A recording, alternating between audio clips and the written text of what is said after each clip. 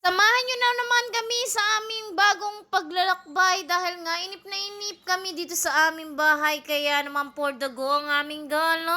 Hindi na nga nakakalabas ang aming baby shark kaya naman kahit dito nga lang sa gilid-gilid ay pumunta nga kami. Maganda nga yung panahon kaya nga naisipan nga namin lumabas dahil ang kadalasan nga dito ay laging nga umuulan. Tama naman pagpunta namin dito ay nasira nga tong bakod. Nakakatakot nga naman baka mahulog yung aming baby shark. Kaya nga sabi ko nga sa kanila lumipat na nga lang kami. Kaya naman wala naman kaming choice na ibang pupuntahan kundi nga lang din sa gilid-gilid nga lang din ng dagat. Sa SeaWorld nga pala kami pupunta.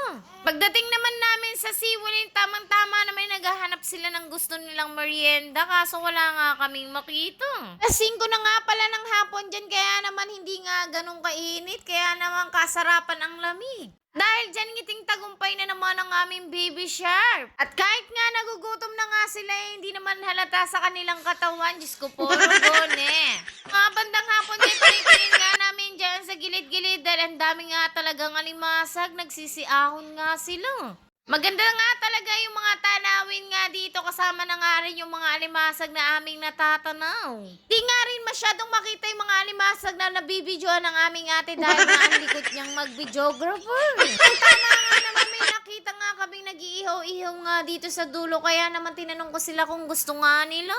Tama naman ang sabi nga nila gustong-gustong araw nila dahil nga gutom na ng araw sila. Diyos ko po, Rogo, kung makagutom nga naman Gabili nga namin ng ihaw-ihaw. Ang sabi nga nila maghanap pang araw ako ng chicken. Diyos ko po, Rogo, saan kaya ako maghahanap?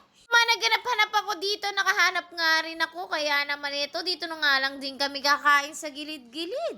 Dahil mamaya pang araw nilang gusto umuwi, kaya naman dito na nga lang din kami kakain kahit ganito lang ang aming position ay Diyos ko po, Rugo, memories din ito. Sila nga ay nagsasawsawan pa nga, kala mo naman ay talagang kumakain nga sila ng mga anghang.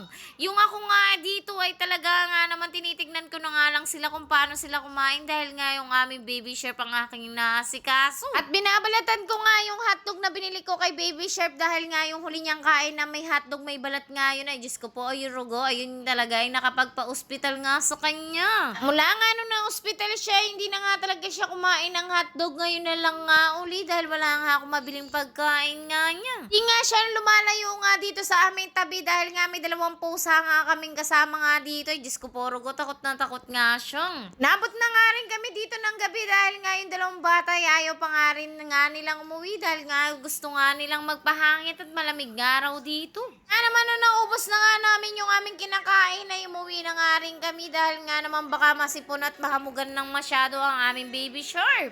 Hanggang dito na lang ang aming pagbablog. Thank you for watching. Bye-bye. Salamat sa panonood.